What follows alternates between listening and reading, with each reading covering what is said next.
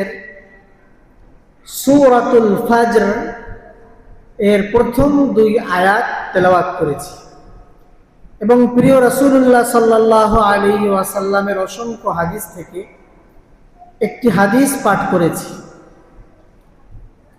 মহান রব্বুল আলামিন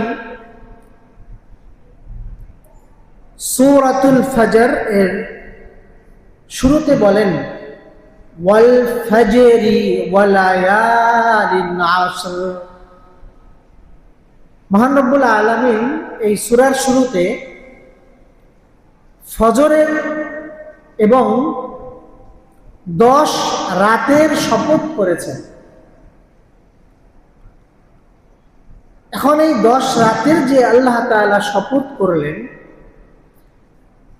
এই 10 রাতের গুরুত্ব প্রকাশ করলেন।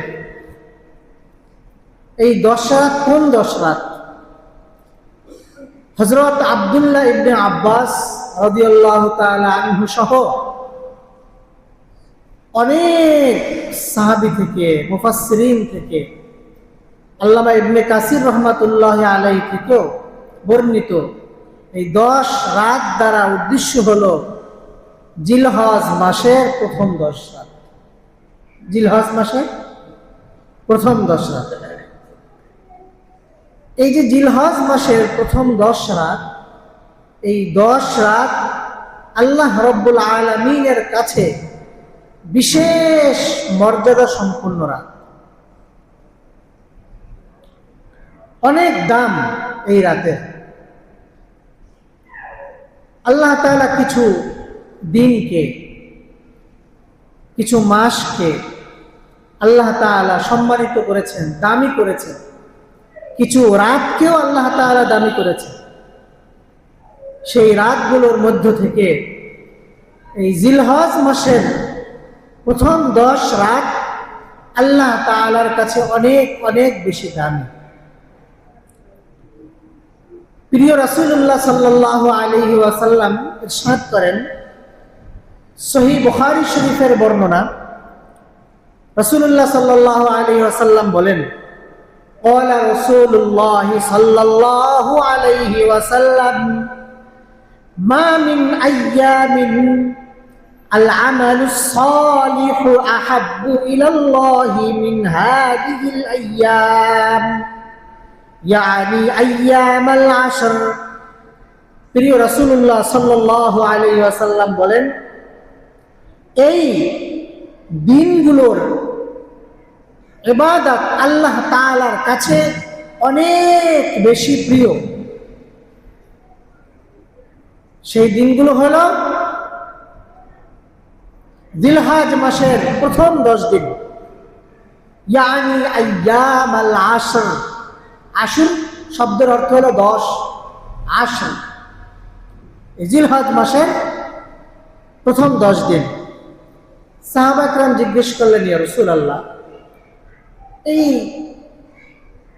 দিনগুলোর মধ্যে ইবাদত বন্দেগী করবে, রোজা রাখবে, এই আমল আল্লাহর কাছে সবচেয়ে প্রিয়, তাহলে যে ব্যক্তি আল্লাহর রাস্তায় জিহাদে গেল,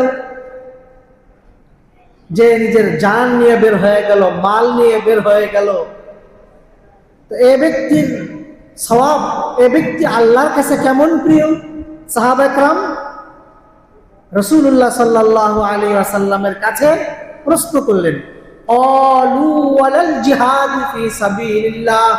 ইয়া রাসূলুল্লাহ, তাহলে জিহাদি কি এরকম আল্লাহর কাছে প্রিয় নয়? জিহাদ কি আল্লাহর কাছে এর চেয়ে বেশি প্রিয় নয়?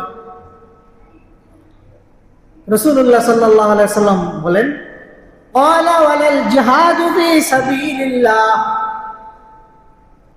যদি কোনো ব্যক্তি কাফেরদের বিরুদ্ধে যুদ্ধ করার জন্য জিহাদে বের হয়, এই জিহাদও তত বেশি দামি নয় এই 10 দিনের ইবাদত, এই 10 রাতের ইবাদত যত বেশি দামি। এরপরে আল্লাহ রাসূল বলেন, তবে ইল্লা রাজুলুন খারাজা বিনাফসিহি ওয়া মালিহি সুম্মা লাম ইয়ারজি' মিন যালিকা বিশাই। তবে হ্যাঁ, যদি কোনো ব্যক্তি আল্লাহর রাস্তায় বের হয়, তার মাল সম্পদ নিয়ে এরপরে সে কাফেরদের সঙ্গে যুদ্ধ করতে করতে করতে করতে নিজের জীবনকে আল্লাহর পথে বিলিয়ে দেয়। সে যে ঘোড়া নিয়ে গেছে, ঘোড়াও শেষ হয়ে গেছে। সে যে ঢাল তরবারি অস্ত্র নিয়ে গেছে, এটাও কাফেররা নিয়ে নিছে, আর নিজের জীবনটাও দিয়ে দিছে। এইরকম ব্যক্তি ছাড়া, অর্থাৎ এইটার তো আর কোনো দাম হইতে পারে না, যে আল্লাহর রাস্তায় সবকিছু দিয়ে দিল। এছাড়া সাধারণ জিহাদ এবং অন্যান্য আমল থেকে এই 10 রাতের আমল আল্লাহ তাআলার কাছে অনেক বেশি প্রিয়। এখন কি বলেন, আমরা কি রাজি আছি আমল করতে? আজকে 4 তারিখ, কয় তারিখ? 4 দিন শেষ হয়ে গেছে, আর আছে কয় দিন? 6 দিন। নিয়ত করি এই 6 দিন আপনি যে কাজকর্মে থাকেন, অসুবিধা নেই, মুখে আল্লাহর জিকির রাখবেন। কি বলেন, সম্ভব না? সম্ভব না? সম্ভব। আপনি মুখে আল্লাহর জিকির রাখেন, আল্লাহর জিকির করেন। রাসূলুল্লাহ সাল্লাল্লাহু আলাইহি ওয়াসাল্লাম থেকে বর্ণিত, রাসূলুল্লাহ সাল্লাল্লাহু আলাইহি ওয়াসাল্লাম এই দিনগুলোর মধ্যে কি করতেন? এমন নয় যে ইবাদত বন্দেগী করার জন্য আপনার সব কিছু ছেড়ে দিয়ে ঘরের কোনায় বা মসজিদে বসে পড়তে হবে, এমন নয়। দেখেন, عن ابن عباس رضي الله تعالى عنه قال رسول الله صلى الله عليه وسلم ما من أيام أعظم عند الله ولا أحب إليه العمل فيهن من أيام العشر। রাসূলুল্লাহ সাল্লাল্লাহু আলাইহি ওয়াসাল্লাম বলেন, এই 10 দিনের ইবাদত আল্লাহ তাআলার কাছে সবচেয়ে প্রিয়, সবচেয়ে দামি। এখন তোমরা আমল কি করবে? আল্লাহর হাবিব বলেন, ফাআকসিরু ফীহিন্না আত-তাসবিহা ওয়াত-তাকবীর ওয়াত-তাহলিল। তোমরা এই 10 দিনের মধ্যে বেশি বেশি আল্লাহর তাসবিহ পাঠ করো, আর বেশি বেশি আল্লাহর বরত্ব প্রকাশ করো, তাকবীর পাঠ করো, আর বেশি বেশি তোমরা তাহলিল অর্থাৎ লা ইলাহা ইল্লাল্লাহ বেশি বেশি পাঠ করো। কোরবানির দিনে আমরা যখন নামাজের জন্য আসি, তখন আমরা একটা তাকবীর নিজেরাও দেই, এবং কোরবানির আগ থেকেই তো আমরা এটা শুরু করি। ফরজ নামাজের পরে আমরা একবার করে পড়ি, আছে না একটা তাকবীর, তাকবীরে তাশরীক। এই তাকবীরটার মধ্যে এই তাসবিহ, তাহলিল আর তাকবীর সবগুলোই আছে। এর দ্বারা বোঝা যায় এই তাকবীরটা শুধু আমরা আইয়ামে তাশরীকের মধ্যেই পড়বো এমন নয়, বরং এখন থেকেই পড়তে আরম্ভ করে দেব। আপনি হাঁটতে চলতে পারেন, আমার সঙ্গে সঙ্গে আপনারা একবার শুদ্ধ করে বলেন আল্লাহু আকবার। এটা হলো তাকবীর। এটা কি? আল্লাহু আকবার, লা ইলাহা ইল্লাল্লাহু। এটা হলো তাহলিল। এটা কি? তাহলিল মানে লা ইলাহা ইল্লাল্লাহ বলা, লা ইলাহা ইল্লাল্লাহু ওয়াল্লাহু আকবার, আল্লাহু আকবার, ওয়ালিল্লাহিল হামদ। এখানে তাকবীর আছে, তাহলিল আছে, এবং আল্লাহর প্রশংসা আছে। আর তাসবিহ অর্থ সুবহানাল্লাহ বলা, আমরা সুবহানাল্লাহ পড়ব। এই দিনগুলোর মাঝে আপনি দিনের বেলা যে কাজই করেন না কেন, আপনি মুখের মধ্যে তাকবীর রাখতে পারেন। এর জন্য আপনার ওযু করার কোনো প্রয়োজন? ওযু থাকা তো ভালো, ওযু থাকলে সেটা ভালো, কিন্তু এটা পড়ার জন্য যে ওযু করতেই হবে এরকম নয়। আপনি ওযু ছাড়াও এটা পড়তে পারেন। আপনি আপনার দোকানে আছেন, ব্যবসা বাণিজ্য করছেন, অফিসে আছেন, আপনি মুখে মুখে বলতে থাকেন, কারণ এই 10 দিন আল্লাহ তাআলার কাছে বছরের মধ্যে সবচেয়ে বেশি দামি দিন। এজন্য আপনি দিনের বেলায় এই আমলগুলো করবেন। আরেকবার পড়েন, আল্লাহু আকবার, আল্লাহু আকবার।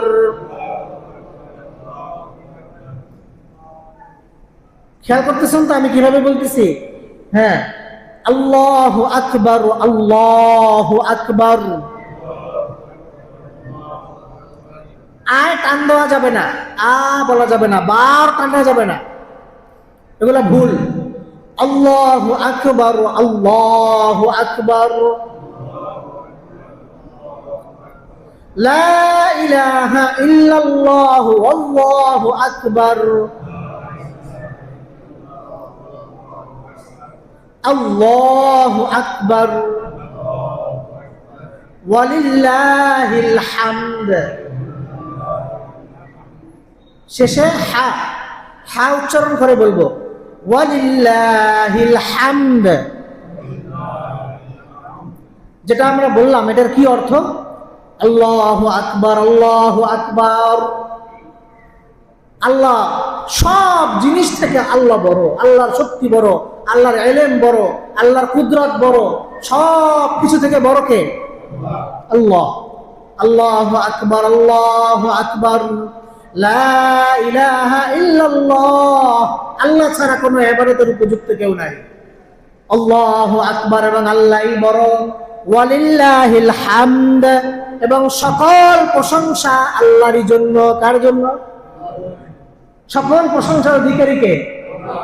আপনি যদি একটি মানুষের প্রশংসা করেন, যে এই মানুষটার চেহারা কত সুন্দর, প্রশংসা করলেন, আপনি মানুষের করলেও এই প্রশংসাটি আল্লাহরই হলো, কারণ সুন্দর চেহারা কে তৈরি করেছে?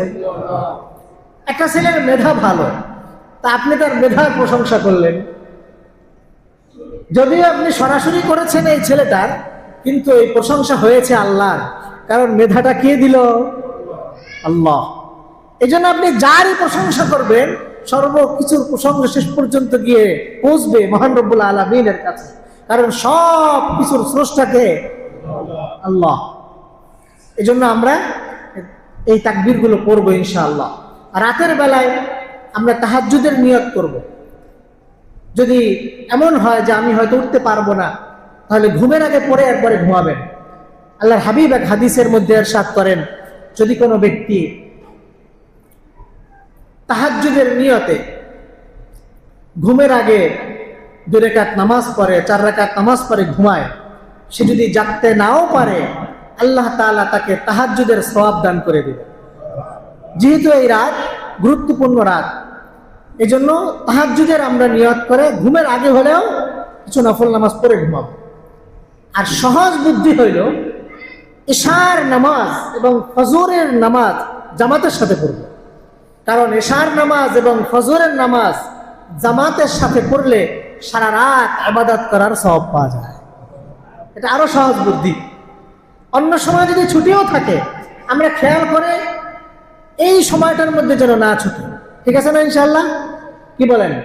এই সময়টা তো সাধারণত আমরা সবাই কর্মব্যস্ত কম থাকি, রাতে থাকলেও নামাজ তো আমরা পড়ি, তো আমরা জামাতের সাথে পড়ব।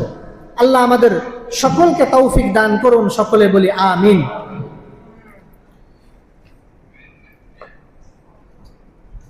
এই 10 দিনের মধ্যে নবম যে দিন, এই দিনটাকে বলে আরাফার দিন। কিসের দিন? আরাফার দিন। এই আরাফার দিনে রোজার ব্যাপারে আল্লাহ রাসূল সাল্লাল্লাহু আলাইহি ওয়াসাল্লাম অনেক ফজিলতের কথা বলেছেন। দেখেন রাসূলুল্লাহ সাল্লাল্লাহু আলাইহি ওয়াসাল্লাম কি বলেন? ক্বালা রাসূলুল্লাহ সাল্লাল্লাহু আলাইহি ওয়াসাল্লাম, সিয়ামু ইয়াউমি আরাফাহ ইন্নী আহতাসিবু আলাল্লাহ আন ইউকাফিরা আস-সানাতা আল্লাতী ক্বাবলাহু ওয়াস-সানাতা আল্লাতী বা'দাহু। রাসূলুল্লাহ সাল্লাল্লাহু আলাইহি ওয়াসাল্লাম বলেন, আরাফার যে রোজা, যদি কোনো ব্যক্তি এই রোজা রাখে, আল্লাহর হাবিব বলেন, ইন্নী আহতাসিবু আলাল্লাহ, নিশ্চয়ই আমি আল্লাহর উপর এই ধারণা রাখি, আইয়ুকাফিরা আস-সানাতা আল্লাতী ক্বাবলাহু ওয়াস-সানাতা আল্লাতী বা'দাহু, আমি আল্লাহর উপরে আশা রাখি যে তিনি এই একটি রোজার মাধ্যমে যে রোজাদার তার পিছনের এবং সামনের 1 বছরের গুনাহ ক্ষমা করে দিবেন। আপনারা বোঝেন নাই মনে হয়, বুঝছেন? আবার বলি, যদি কোনো ব্যক্তি আরাফার রোজাটা রাখে, কয়টা রোজা? একটা। তাহলে যে রোজা রাখবে এই রোজাদারের সামনের এবং পিছনের 1 বছরের পাপ আল্লাহ মাফ করে দেবে।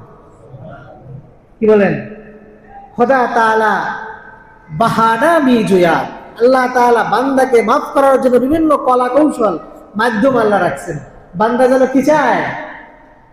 আল্লাহর কাছে ক্ষমা পেয়ে যায়। দেখবেন বাবা যদি সন্তানের উপর রাগ করে আর সন্তান যদি রাগ হয়ে কোথাও চলে যায়, তখন বাবা আবার মনে মনে চায় সন্তানটা যেন ফিরে আসে। কি বলেন? চায় না? চায় না? না মার দেওয়ার পরে চিন্তা করে যাক এটা গেছে, যাক, আর আমার ঘরে আসার দরকার নেই। সাধারণত এরকম হয় না? হয়। যতই পিটানি দে, রাগঝাল করুক, সব বাবা মা চায় ও যেন আবার ফিরে আসে। এলাকাবাসীর কাছে বলে আমার পোলাটা ওই রাস্তা রাস্তায় ঘুরে, একটু তোমরা বুঝাইতে পারো না? মানে কি? মানে সে চায় যেন সে আবার ঘরে আসে। সন্তান বাবার কাছে আর কতটুকু প্রিয়? আমরা আল্লাহ তাআলার কাছে এর চেয়ে হাজার হাজার কোটি কোটি গুণে বেশি প্রিয়। কারণ আল্লাহ আমাদেরকে সৃষ্টি করেছেন, আব্বা আম্মা তার সৃষ্টি করেনি। আল্লাহ তাআলা দয়া করে, মায়া করে আল্লাহ সৃষ্টি করেছেন। এই জন্য আল্লাহ তাআলা চান তার সকল বান্দা যেন জান্নাতি হয়ে যায়, সবাই যেন মাপ পেয়ে যায়। এজন্য আমরা এই দিনগুলোকে মূল্যায়ন করব। আরাফার রোজা অত্যন্ত গুরুত্বপূর্ণ রোজা। আমরা নিজেরাও রাখবো, আমাদের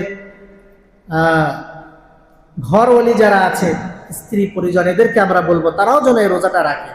কারণ তারা যদি রাখে তাহলে আল্লাহ তাআলা আমাদের বলার কারণে তারা রোজা যখন রাখবে তাদের একটি কবুল রোজার সওয়াব আল্লাহ তাআলা আমাদের আমলনামায় দিয়ে দেবে। তাহলে সস্তা কামাই হয়ে গেল আরেকটা। কি বলেন? বাসা যেয়ে বলবেন তো? কে বলবেন দেখি? কে বলবেন ইনশাআল্লাহ? মাশাআল্লাহ, আল্লাহ কবুল করেন, বলি আমিন। আপনি একটু শরম লজ্জা লাগলেও একটু বলেন, অনেক কথাই তো বলেন, এটা একটু বলেন। কি বলেন? হুজুর কখনো তো এইসব কথা বলি না, শরম লাগে। এটা তো না বলতে না বলতে শরম হয়ে গেছে, কিন্তু আসলে তো এই কথাগুলোই বেশি বলা দরকার ছিল। কি বলেন? ঠিক না? কত কথাই না আমরা বাসায় গিয়ে বলি, যা না বললেও চলে, এরকম কথা আছে না নাই? এইগুলোই তো বেশি বলি।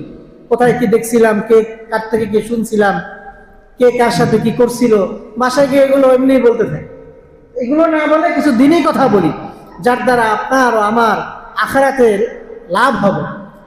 তিনিও লাভবান হইল, আমিও লাভবান হইলাম। এখন আরাফার যে রোজা, এই রোজা নিয়ে আপনার বর্তমান সময়ে একটি বিভ্রান্তি দেখা দিয়েছে। আরাফার রোজা নিয়ে, আরাফার রোজা কবে? বুঝতে পেরেছেন? একদল আছে তারা বলে সারা পৃথিবীতে একদিনে ঈদ করতে হবে, এই এক দলের আছে। আবার কেউ কেউ বলে যে আরাফার রোজা এটা সৌদি আরবের সাথে মিলাইয়া রাখতে হবে, এটা আরেক দল।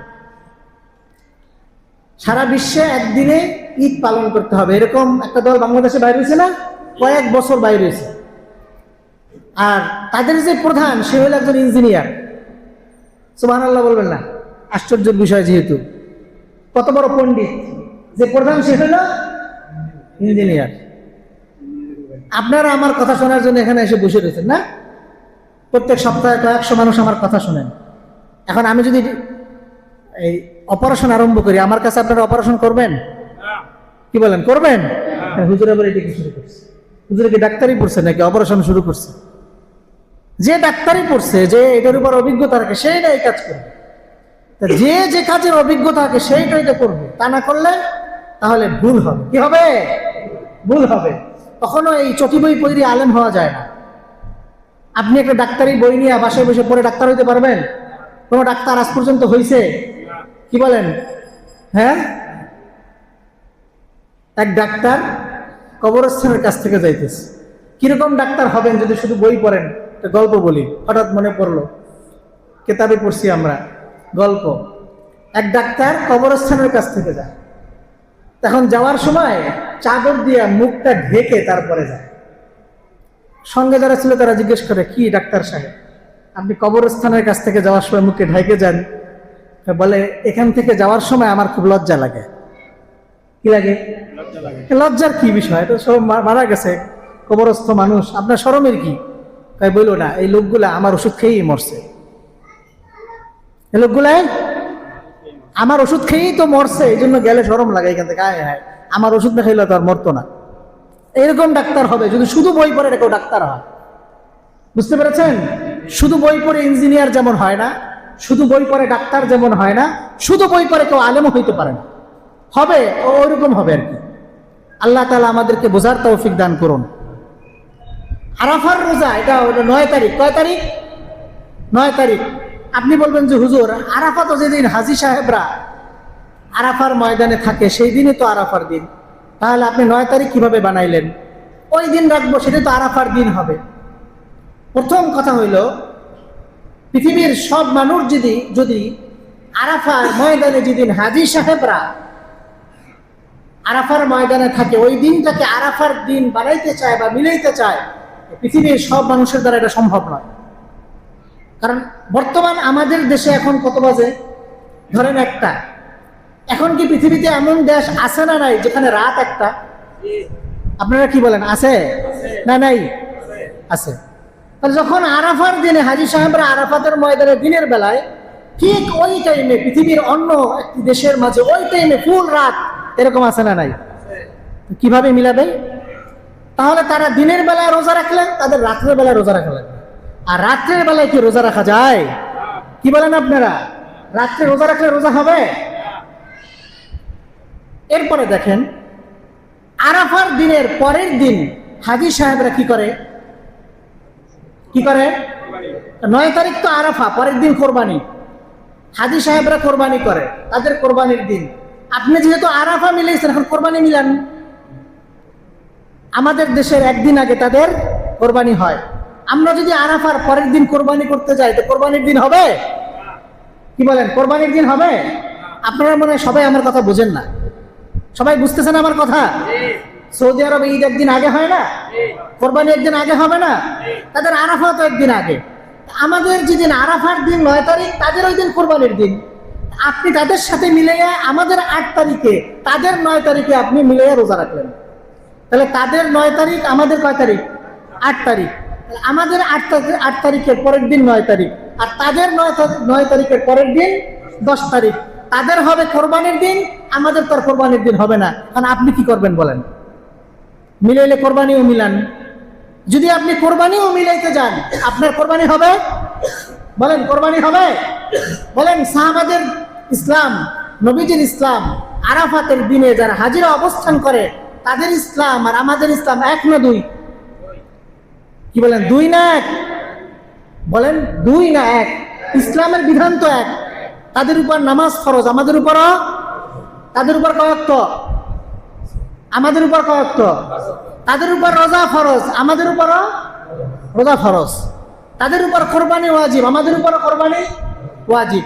যেহেতু বিধান সব 1, তাদের আরাফার পরের দিন কোরবানি, আমাদের আরাফার পরের দিনও কোরবানি হইতে হবে। তাহলে যদি কোরবানি হইতে হয়, তাহলে আমাদের আরাফা হবে আমাদের 9 তারিখ, পরের দিন কোরবানি। তাদের আরাফা তাদের 9 তারিখ, পরের দিন কোরবানি। বুঝতে পেরেছেন না বুঝেননি? যদি আপনি তাদের সাথে মিলাইতে যান, তাহলে আমাদের আরাফার পরের দিন ফাঁকা থাকবে, কোরবানি করা যাবে না। এর পরের দিন কোরবানি হবে, মাঝখানে নতুন একটা ফাঁকা দিন বেরোল। বুঝতে পারছেন? হ্যাঁ। এবার আমি তো এতক্ষণ মুখস্থ বললাম, হাদিস কোরআন শুনে কি কন হুজুর, তো যুক্তি দিলেন। ইসলাম তার যুক্তি দিয়ে হয় না, হয় কত যুক্তি না আছে। যুক্তি দিয়ে কি ইসলাম চলবে? না। কিন্তু এই যুক্তিগুলা আসলেই আপনার একজন বিবেকবান মানুষ সে বুঝবে এই যুক্তি ঠিক আছে। কি বলেন, ঠিক আছে না নাই? কারণ ওই অনুযায়ী চললে ইসলামের বহু বিধানের সাথে সাংঘর্ষিক হয়। এখন আমি হাদিস থেকে একটা হাদিস শোনাচ্ছি যে যারা অন্যান্য দেশে থাকে তারা সৌদি আরবের সাথে আমলগুলা মিলাবে না মিলাবে। যে হাদিস আমি আপনাদেরকে শোনাই। আন কুরাইবিন, একজন সাহাবী, যিনি রাসূলুল্লাহ সাল্লাল্লাহু আলাইহি ওয়াসাল্লামের ভাতিজা আব্দুল্লাহ ইবনে আব্বাস, তার আজাদকৃত গোলাম, তার আজাদকৃত, অর্থাৎ সেই যুগে তো গোলাম ছিল, অনেকে গোলামকে আজাদ করে দিত, দাস মুক্ত করে দিত, এটা অনেক সওয়াবের কাজ। এই যার নাম বললাম তিনি একজন সাহাবী, তিনি আব্দুল্লাহ ইবনে আব্বাস রাসূলুল্লাহ সাল্লাল্লাহু আলাইহি ওয়াসাল্লামের চাচাতো ভাইয়ের আযাদকৃত গোলাম। বুঝতে পেরেছেন তো সবাই? উনি বলেন আন্না উম্মাল ফাদল বিনতাল হারস, এই কুরাইব উনি এক মহিলার দাস ছিল। এক মহিলার কি ছিল? দাস। এই মহিলা হযরত মুআবিয়া রাদিয়াল্লাহু তাআলা আনহু, এক সাহাবীর নাম আমরা জানি। জানেন না? জানেন না? জানেন কে সে? চেনেন না? সে হলো আবু সুফিয়ান। একজন ইসলামের বড় শত্রু ছিল আবু সুফিয়ান। পরবর্তীতে তারও ভাগ্যে ইসলামের কালিমা নসিব হয়, আবু সুফিয়ান রাদিয়াল্লাহু তাআলা আনহু। এখন কি বলতে হবে? আবু সুফিয়ান রাদিয়াল্লাহু তাআলা আনহু। রাসূলুল্লাহ সাল্লাল্লাহু আলাইহি সাল্লাম আবু সুফিয়ানের এক মেয়েকে বিবাহ করেছেন। অর্থাৎ নবীজির এখন কি হয়? শ্বশুর। কি হয়? শ্বশুর। এই আবু সুফিয়ানের ছেলের নাম হলো মুআবিয়া। তাহলে নবীজির কি হয়? আমরা যাকে বাংলায় শালা বলি, যদিও শালা বলা ঠিক না, বলবেন ছেলের মামা। কি বলবেন? উলামা কেরাম শালা বলতে নিষেধ করে, কারণ এটা গালি। গালির মতো না? কি বলেন? মানুষ গালি দেয় না, শালা বলে। এজন্য কি বলবেন? বলবেন ছেলের মামা বা মেয়ের মামা বা স্ত্রীর ভাই অথবা নিসবতি ভাই। এই ভাই আমার সম্পর্কের কারণে হয়েছে, নিসবতি ভাই। শালা না বলাই ভালো। ঠিক আছে? আচ্ছা, তা রাসূলুল্লাহ সাল্লাল্লাহু আলাইহি ওয়াসাল্লামের স্ত্রীর ভাই কে? হযরত মুআবিয়া। উনি একজন বড় সাহাবী ছিলেন। উনি শাম দেশের গভর্নর ছিলেন। কোন দেশের? বর্তমান সিরিয়া যেখানে, তাকে শাম বলে, এই শামের গভর্নর ছিলেন। এই কুরাইব যে সাহাবী, তাকে তার যে মালিকা, এই কুরাইব যেই মহিলার দাস ছিল, এই মহিলা তাকে শাম দেশে হযরত মুআবিয়া রাদিয়াল্লাহু তাআলা আনহুর কাছে পাঠাইল। এরপরে উনি বলেন ক্বালা ফাকাদিমতু শাম ফাকাদাইতু হাজাতাহা ওয়াস্তুহিল্লা আলাইয়া রমাদান ওয়া আনা বিশাম। সাহাবী বলেন, আমি শামে যাওয়ার পরে আমার মালিকা আমাকে যে প্রয়োজন এর কারণে পাঠিয়েছিল, এই প্রয়োজন আমি পুরা করলাম। এরপরে আমি নতুন চাঁদ দেখলাম। কি দেখলাম? সবাই কি আমার কথা বুঝতেছেন না? বুঝতেছেন না? আপনারা একটু জি বলবেন, তাহলে আমি বুঝবো যে আপনারা আমার কথা বুঝেন। তো কুরাইব উনি বলেন যে আমি শাম দেশে গেলাম আমার মালিকার প্রয়োজন পুরা করার জন্য, তার কাজ পুরা করার জন্য। কাজ পুরা হয়ে গেল। এরপরে শাম দেশে থাকা অবস্থায় আমি চাঁদ দেখলাম, রমজান মাসের চাঁদ। কিসের চাঁদ? রমজান মাসের চাঁদ। এরপরে ফারাআইতুল হিলালা লাইলাতাল জুমআহ, তো চাঁদ দেখলাম জুমার রাতে, অর্থাৎ বৃহস্পতিবার দিনগত রাতে। তুম্মা কাদিমতুল মদিনা ফি আখিরিশ শাহর, এরপরে যখন রমজান মাসের একেবারে শেষ, তখন আমি মদিনায় আসলাম। ফাসআলানি আব্দুল্লাহ ইবনে আব্বাস রাদিয়াল্লাহু তাআলা আনহুমা, আমি রমজান মাস শেষ করে কোথায় আসলাম? মদিনায়। আসার পরে আব্দুল্লাহ ইবনে আব্বাস রাদিয়াল্লাহু তাআলা আনহুমা উনি জিজ্ঞাসা করেন চাঁদ সম্পর্কে, যে চাঁদ কবে দেখছো? সুম্মা যাকারাল হিলাল ফাকালা মাতা রাআইতুমুল হিলাল, চাঁদ দেখছো কবে? ফাকুলতু রাআইনা লাইলাতাল জুমআহ, আমি বললাম আমি তো ওই জুমার রাতে দেখছি চাঁদ শাম দেশে। ফাকালা আনতা ওয়া রাআইতুহু ওয়া রাআইতাহু, ফাকুলতু নাআম, তুমি নিজে দেখছো? জিজ্ঞেস করতেছি কি তুমি নিজেই দেখছো? বলছে হ্যাঁ আমি নিজেই দেখছি। ওয়া রাআহুন নাস, শুধু আমি নিজে দেখছি এরকম না, শামের মানুষ যারা ছিল তারাও দেখছে। ওয়া সামু, শামের মানুষ সবাই রোজা রাখছে। ওয়া সামা মুআবিয়া, আর মুআবিয়া রাদিয়াল্লাহু তাআলা আনহু যিনি শামের গভর্নর, তিনিও রোজা রাখছেন। ফাকালা লাকিন্না রাআইনাহু লাইলাতাস সাbt, আব্দুল্লাহ ইবনে আব্বাস বলেন তোমরা যদিও জুমার রাতে দেখছো, কিন্তু আমরা দেখছি শনিবার। আমরা দেখছি কি বার? শাম দেশে যারা ছিল তারা দেখছে কি বার? শুক্রবার। আর আমরা দেখছি কি বার? অর্থাৎ একদিন পরে। ফালা নাযালু নাসুমু হাত্তা নুকমিলা 30 আও নারা। তো উনি বললেন যে ফালা নাযালু নাসুমু হাত্তা নুকাম্মিলা 30 আও নারা। আব্দুল্লাহ ইবনে আব্বাস বললেন, আমরা হয়তো 30টা রোজা পুরা করব, অথবা আমরা চাঁদ দেখব, এর আগে আমরা চাঁদ না দেখলে আমরা রোজা ভাঙবো না। তুমি যে দেখছো সামদেশে, সেই হিসাব মিলাইয়া আমরা 30টা হইলেই যে রোজা ভাঙবো আর ঈদ করবো এরকম নয়। হয়তো আমাদের 30টা পুরা হবে, অথবা যখন আমরা চাঁদ দেখবো তখন আমরা কি করব, রোজা ভাঙবো আর ঈদ করবো। ফাকুলতু আলা তাকফি বিরুয়াতি মুআবিয়াতা ওয়াসিয়ামিহি। এখন এই সাহাবী কুরাইব রাদিয়াল্লাহু তাআলা উনি বলেন, তাহলে সামদেশে হযরত মুআবিয়া যে দেখলো, সামদেশের মানুষ যে দেখলো, তাদের দেখা, তাদের রোজা রাখা, এটা কি আপনার যথেষ্ট হবে না? অর্থাৎ তাদের সাথে মিলে আপনি ঈদ করে ফেলেন, তারা তো দেখছে। কথাটা কি বুঝছেন আপনারা? আচ্ছা। ফাকালা লা, তিনি বললেন না, এটা হবে না। কেন হবে না? হাকাযা আমারানা রাসূলুল্লাহ সাল্লাল্লাহু আলাইহি ওয়াসাল্লাম, কারণ আল্লাহ রাসূল আমাদের এভাবেই আদেশ দিয়েছেন, চাঁদ দেখে রোজা রাখো, চাঁদ দেখে রোজা ভাঙো। বুঝতে পেরেছেন? তাহলে চাঁদ দেখে রোজা রাখবেন, চাঁদ দেখে রোজা ভাঙবেন। যত আমল সব দেশের মানুষের চাঁদের সাথে সম্পর্কিত। কিসের সাথে? ঈদ চাঁদের সাথে, কোরবানি চাঁদের সাথে, আরাফা চাঁদের সাথে। বুঝে আসছে না? আসে নাই? এখানে তাদের সাথে মিলানোর কোনো সুযোগ আমাদের, আর আপনি সব জিনিস মিলাইতে চাইলে মিলাইতেও পারবেন না, মিলাইতেও পারবেন না। তাদের একদিন আগে, আমাদের একদিন পরে, 3 ঘন্টা ডিফারেন্স। যদি তারা শুরু করে রোজা, আমরাও যদি শুরু করি, রাত তো 3 ঘন্টা থাকা অবস্থায় শুরু করা লাগবে। লাগবে না? লাগবে না? আর যেই সকল দেশে সম্পূর্ণ বিপরীত, তাদের রাত্রেবেলায় রোজা রাখা লাগবে, বিভিন্ন অসুবিধা আছে। এই জন্য সহি কথা এটাই যে আমরা অবশ্যই আরাফার দিন রোজা রাখবো, সেটা আমাদের দেশের 9 তারিখ। মনে থাকবে ইনশাআল্লাহ। আল্লাহ তাআলা আমাদেরকে সহি দিন বুঝে সেই অনুযায়ী আমল করার তৌফিক দান করুন। সকলে বলি আমিন।